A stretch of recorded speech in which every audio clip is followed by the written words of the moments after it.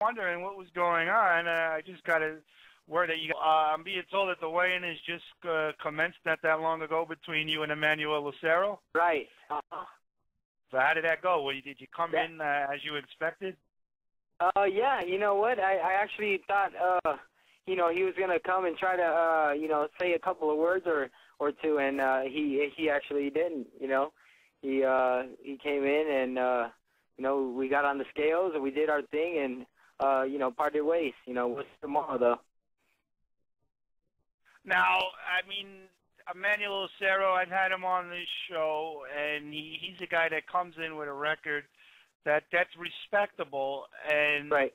He has this type of style where whether or not he wins or loses, he puts it all out there, and he has a decent KO percentage. He has lost by KO quite a few times. How big of a step up do you feel in your eyes is Emmanuel Lucero, if at all? You know what?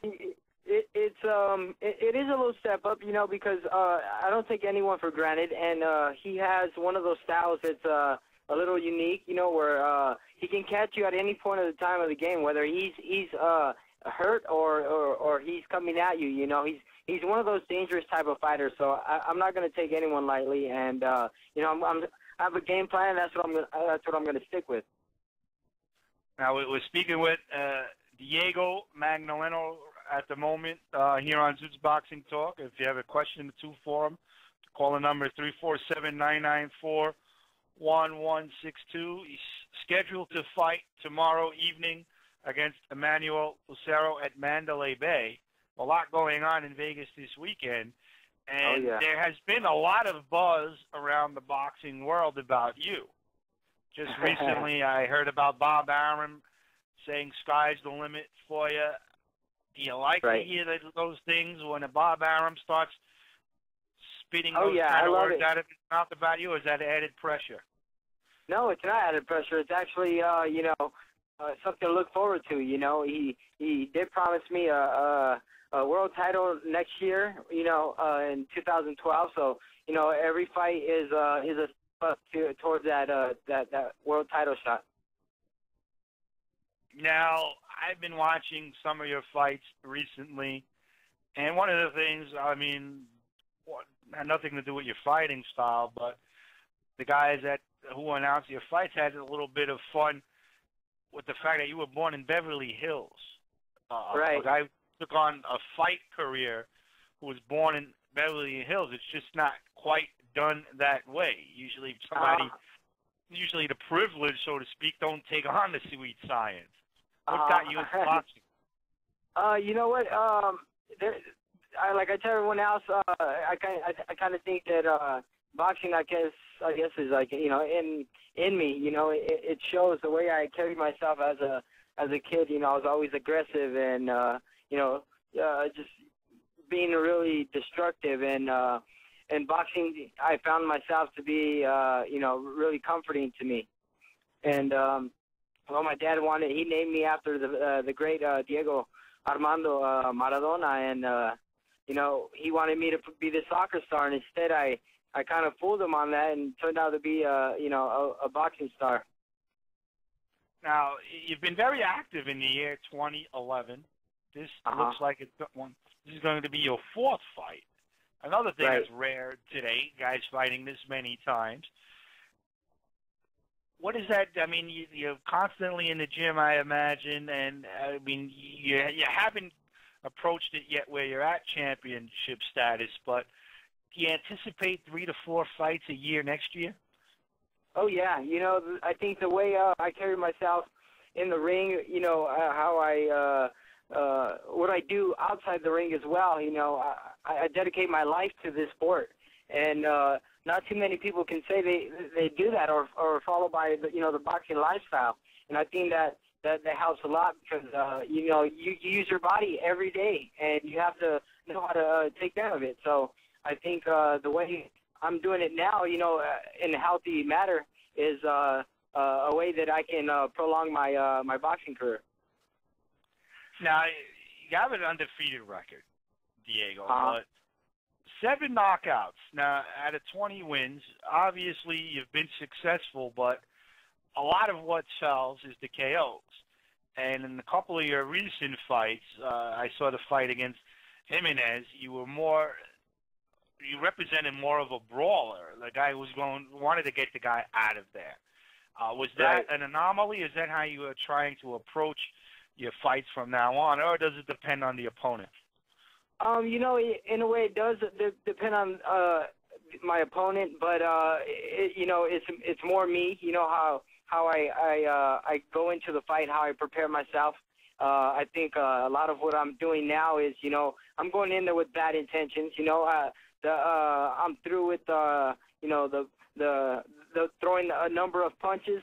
I'm throwing a number of, you know, hard punches now, and I think that's where I'm in being effective. Now, your last fight against Alejandro Perez, you went the distance, won a unanimous decision by a large margin.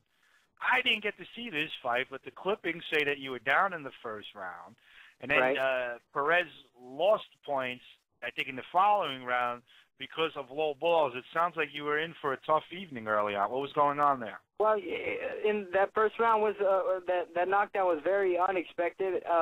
He threw a right hand, and you know, I had my feet really close together, where you know, I was way off balance. So I got up from that. I didn't let it distract me at all, and I believe I even came back, you know, almost winning the round, you know. And from that point on, I just got in my groove and stepped my game up, and I beat him unanimous. Yeah, I mean, it was a wide score on the scorecards. Despite you being knocked down, I mean, you can only learn from that. But what about it? Was Perez your toughest fight to date? Would you say? I mean, yeah, he was a tough opponent. You know, he came to fight. He didn't want to leave anything outside the ring. He came in. He threw. We kind of exchanged blows, but I think what I you know, with my boxing skills, I was able to you know, just outscore him, and that was the type of fight it was going to be, you know, because he's no slouch. So I mean, I give a lot of respect to him. Now, you fight a hard 10 rounds. That fight took place in July. How soon after a fight of that magnitude are you back to the drawing board with the gym, with your next opponent? Do you take a little bit more time because that was a longer fight than expected? Or what's the process there?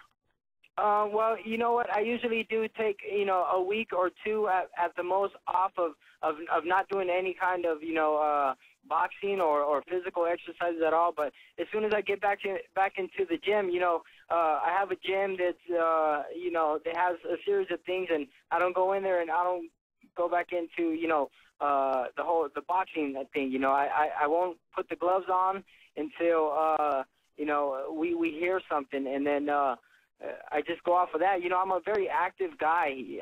I'm active, you know, in the ring and with my daily lifestyle. So I think that helps me a lot. What's your secret there? I got to learn how to be more active. I'm a guy who likes to sit down and watch TV, and a bag of chips next to me doesn't hurt. What motivates you to get up every day and do this? You know what? I think it's just in me. I mean, a lot of that comes from my father, because my father, he shows us the same characteristics as I do. And you know, you just have to be. You have a motive, you know. And boxing is a career that I want to stretch out to as long as I can. You know, healthy wise. And I think the way I eat, or you know, the way I train, and just keep busy and staying positive, you know, and keeping the positive people around me, you know, that helps a lot. Now, let's talk about your opponent tomorrow night for a little while. I mean, was Emmanuel a little bit more with the trash talking and trying to intimidate you? I mean, over the phone he was. Tonight at the weigh-in, I didn't see any of that. I looked at him and expected that coming, and I didn't see any of that, you know, around. Maybe I don't know what it is. He's, you know. So he's a telephone tough guy, according to you. Over the phone, he's a tough guy, but too bad we have to. We're in a fight here tomorrow. Give us a little sample of what he was doing over the phone. Well, I mean, the first thing he said was, Magdaleno, I'm going to come after you. I'm going to knock you out, okay? And to see him today, kind of with his tail tucked between his legs, I was expecting otherwise. Now, you're not going to say this, but observers of this, and I see this often, guys who would see it would probably say, you've already got the fight won if that's the case. You feel that way? You know what? I feel that. I feel confident. I'm confident in myself, and with my training, my whole training camp, it went well, and I expect nothing less than a win. Now, Emmanuel is supposed to be calling in, and going to have you guys, talk to each other a little bit over the air. He's yet to join us. I don't know if he's going to come. I realize you're busy, so I don't know how much longer you're going to be able to hold on. So, I mean, at some point he's actually going to have to confront you with fists. Right. Tomorrow night is where, the everything matters. It's tomorrow, not over the phone, not at the weigh-in. It matters tomorrow. Now, what's the rest of your night like and tomorrow like for you up until the fight? Take us through that process. This is obviously a high-profile fight. It's the main event of a televised card in Las Vegas. Give us a little bit of a taste of what your life is like up until you step into that ring. Right. Well, everything kind of goes to training camp. You're not done until the fight's over with. So, I mean, as far as my diet coming in and, getting the vitamins that I need in me for tomorrow and, getting that good night's rest tonight, And, tomorrow I wake up, I have a massage waiting for me, and I go from there, until it's fight time. I continue on my diet tomorrow.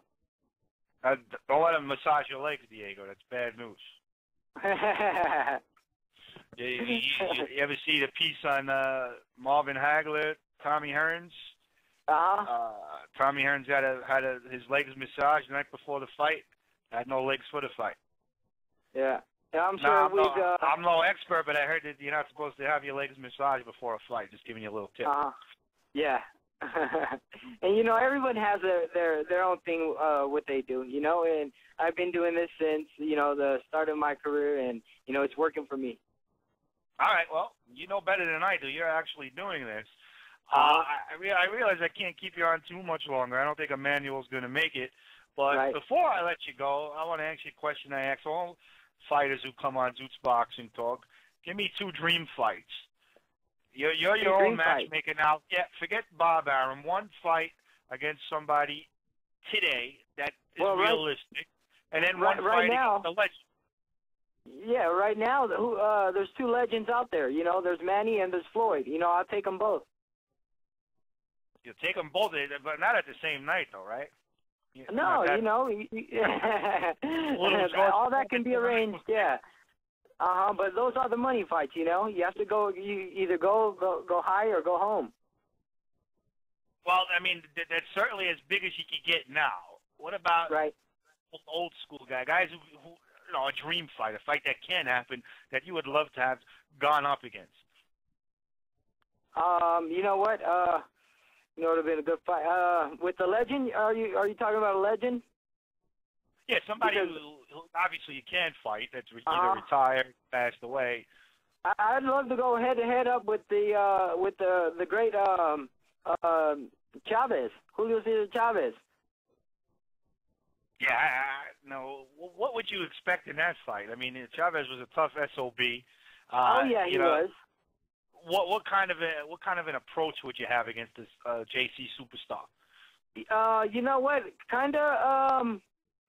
It didn't work for Camacho, but that's more similar to my style. But I'd go in there with an aggressive Camacho. With a little more hand speed and movement. Well, Camacho, I don't know if you're a student of boxing or how far you go back, but that's who Camacho was in his early career, an aggressive guy was fast as the devil, but could hurt you. And after the Rosario fight, that all went downhill. I don't know why, But so maybe we'll see a little bit of that from you tomorrow night. Oh yeah. Now, you're on. I have I'm here. different reports here. I don't know if you're on Fox Deportes, if you're on Fox Sports. Do you know where the fans can see you tomorrow? It is going to be on Fox Deportes tomorrow. All right, and that's a 10 o'clock start? I'm sure it's Eastern time, I mean. Oh, Eastern time, I think it's 9 o'clock start, yeah. 9 o'clock. Okay, so we should expect you in the ring sometime around 10-ish Eastern time, I would say then, no? Right. Uh-huh. Now, give us a little bit of that type of scenario. You're in the dressing room. You know you're the main event. You're at the mercy of how long the preliminaries are. If they're all quick, maybe you get on a little earlier. When do you exactly know what time you got to do that ring walk? They give us at least half an hour. I mean, we're there and we're getting ready and taped up and everything, and probably about half an hour towards that fight, they let us know, it's time to start getting ready. Start time to, getting our gloves on and get loose and warmed up. Now, you're not your own matchmaker, I realize that, but after this fight, where do you expect to go? Do you expect an even bigger step up than Lucero for the next fight, or do you expect it to be on this tier for the next couple of fights? No, you know what? I think, what Top Rank's been doing is, every fight's been a step up, and I think that it's going to get even bigger, next year for 2012. So I'm looking forward to next year. All right, we're looking forward to seeing you tomorrow evening. I'm sorry I couldn't get the head-to-head that I was looking for between you and Emmanuel. But it doesn't look like you would have had much to say anyway. Uh-huh. But, yeah, we're going to say a lot tomorrow in the ring. All right, thank you, Diego, for coming on Zutes Boxing Talk. I'll give you a final word. Okay. Yeah, I want to thank you and all the fans who are listening right now, and a big thanks to my team, Barry's Boxing, and, Top Rank, as well as my family. So, I'll be looking forward to... Any Twitter that we could follow you on, anything like that, Diego? Yeah, follow me at Diego Magdaleno. And I'm also on Facebook, so follow me on my Facebook fan page. All right, now I'm assuming you got to go. I just got a text that Lucero might be coming on, but I don't want to hold you up if you have to go. Right. Yeah, I have to go. But all right, well, yeah, it was great talking to you guys. Yeah. And we'll definitely speak to you again. Good luck tomorrow. All right, thank you. Appreciate it. All right, thank you, Diego Magdaleno. Now you see, you got to make things work how they present themselves. I didn't have a big lengthy interview prepared with Diego. I was setting up of him and Lucero going at it, but things didn't turn out that way. But luckily, we got Diego Magdaleno on to talk a little bit about his boxing career up to now, a little bit about tomorrow's fight, what's he expecting, and this is a guy that's being billed as a big thing by Bob Arum. I don't think Bob Arum wastes his time talking about sky's the limit for every single fighter. So we're going to keep an eye on him. I've seen Diego fight a couple of times, and I've seen a couple of different aspects of Diego Magdaleno's game. So it's going to be interesting. At this very young age, he's showed a little bit of a diverse game. I've seen him be very aggressive and be a guy who looked to get a guy out there, and I've seen him use great lateral movement, a good jab, a nice left hand. He fights as a southpaw, and he has a very good, accurate, stiff left hand. Usually guys who are southpaws are converted. I didn't get a chance to ask him if he was converted or not, but he has one at a young stage in his career. He has one of the more accurate left hands in the southpaw stance that looks to be very powerful. In the one fight I saw him in where he was aggressive. So he can mix it up both ways. And we thank him for coming on Zutes Boxing.